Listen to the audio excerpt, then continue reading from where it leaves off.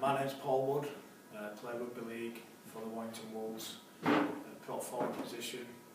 I've been at the club since 1999. Only ever played for Warrington, so just the one club for my professional career, which I'm pretty proud of. Also represented England at international level, played for Great Britain twice and toured Australia.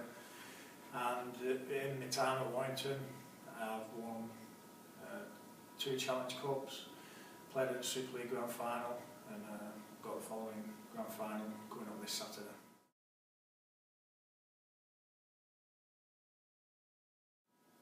Yeah, I think to get to the the elite side, and I've done a bit of coaching with the young kids, and I think one of the main aspects is although you've got to have the skills of a rugby league player to be able to catch a ball and pass a ball and have a communication, but I think it boils down to the dedication and the sacrifice. How much are you willing to sacrifice to push on and get to the next level, whether you're a scholarship player and you're trying to aim to get into the academy team, or whether you're an academy player and you're trying to aim to get to the first team. I think the main things I always see, people and players, the ones who progress are generally the ones who are willing to sacrifice the most and to keep learning. It's not necessarily always the most skillful players that make a career out of rugby league, but I think definitely if you're willing to sacrifice and put everything else to one side, and you're willing to learn, then put yourself in a good position to reach the top level.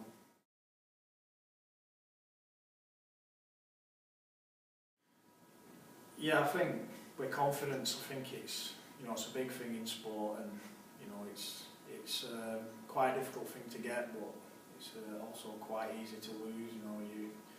You generally need to have a couple of good performances to build your confidence up, and one shattering performance can generally knock it for quite a while if you're not careful. So I think one of the main things you can see with the players is body language.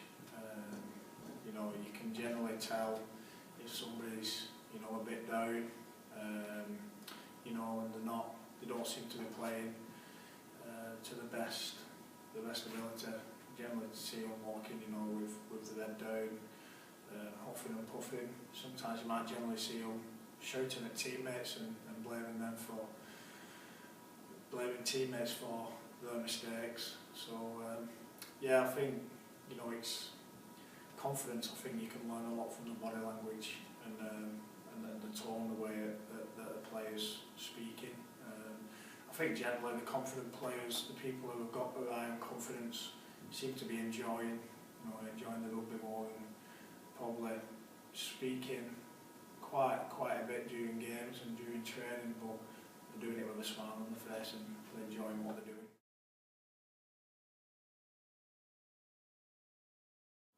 Yeah, before the game, everyone's got their own ideas how to get themselves in the zone. Some people listen to music, some people like to just relax, maybe try and have a bit of a laugh really to keep them relaxed, and have a chat to the mates. Other people just like to put their heads in their hands and visualise what they're going to do.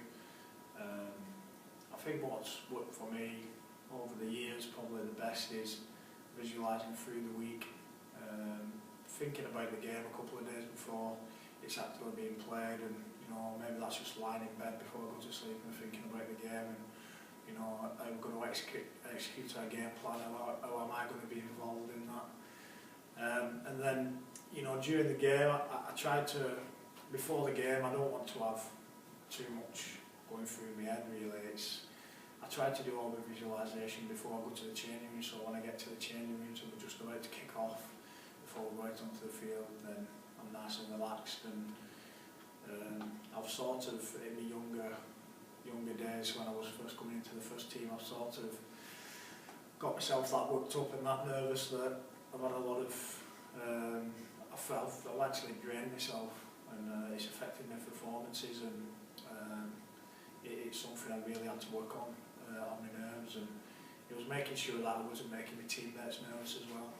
If you're playing a team sport and you look very nervous, it can be infectious, and you can pass that on to other teammates. So you've got to get yourself in the right frame of mind, and like I said, for me it's staying nice and relaxed.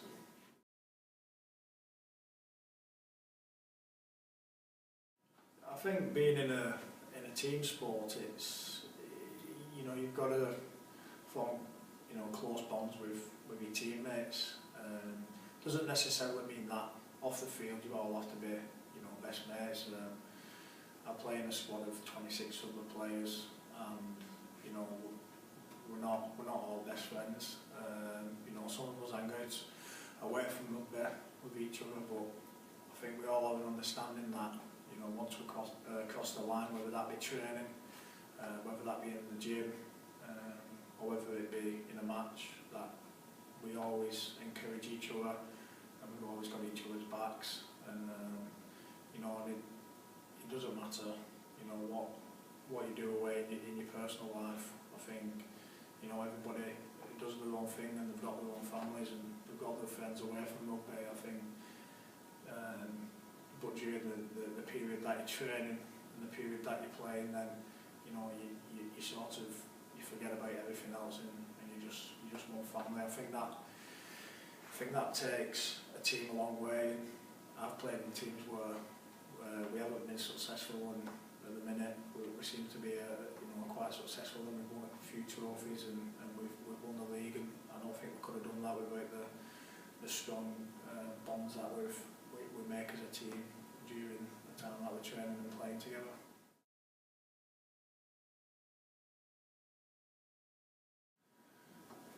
Yeah, I think when things get tough, and things start getting, if the game plan's not going your way and you're not executing the way that you feel like you should, and the other teams are getting on top of you, or you just feel physically drained, I think that's where it comes, that that unity as a team, and the encouragement, and the positivity that you give to your teammates. I think you've got to have some form of mental toughness.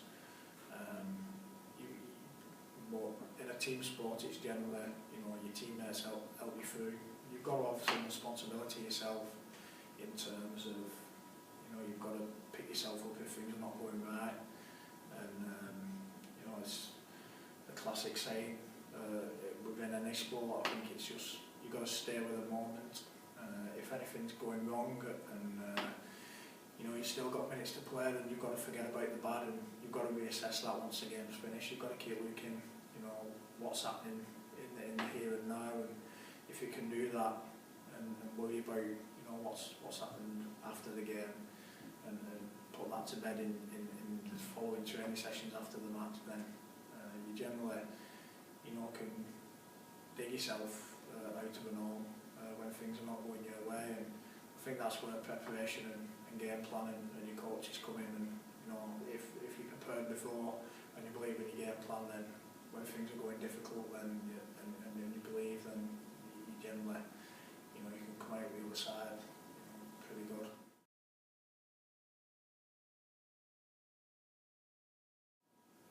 Yeah, the big games that played at Wembley in front of 75,000 people was unbelievable.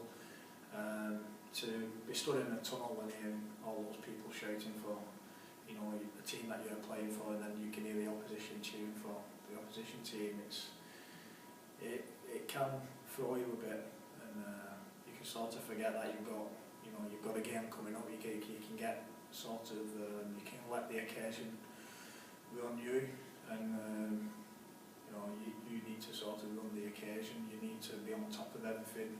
You can't let anything spook you, but it's human nature that you're going to get nervous, but it's how you channel those nerves, I feel. If you can do it in a positive way, as I just said previously, just try and stay relaxed. If you can do that, then it generally tends to help me do that and the majority of the players. But I think you only get that from playing in big games. I think the first big game I ever played in, I took so much experience out of it. For the second time I went to Wembley, I just felt so much better. I think you need to experience it, learn as much as you can from the big games, and then when your time comes again, then you're more prepared for it. But not letting the occasion run you, I think is a big thing. Enjoy every minute of it, but remember what your job is and what you're there to do. You're there to, whether it's win a trophy, win a fight, win a match, whatever it is, you've got to think about your goal.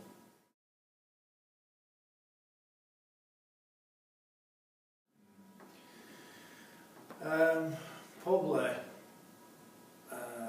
one of the most mentally tough players I've played with is Adrian Morley. Well, without a shadow of a doubt, he's been one of the best prop forwards this country's produced. Certainly over the last 15 years he's been one of the best prop forwards, not only in England but when he played in Australia as well. And I think a lot of it has come from mental toughness. He's played on with injuries, but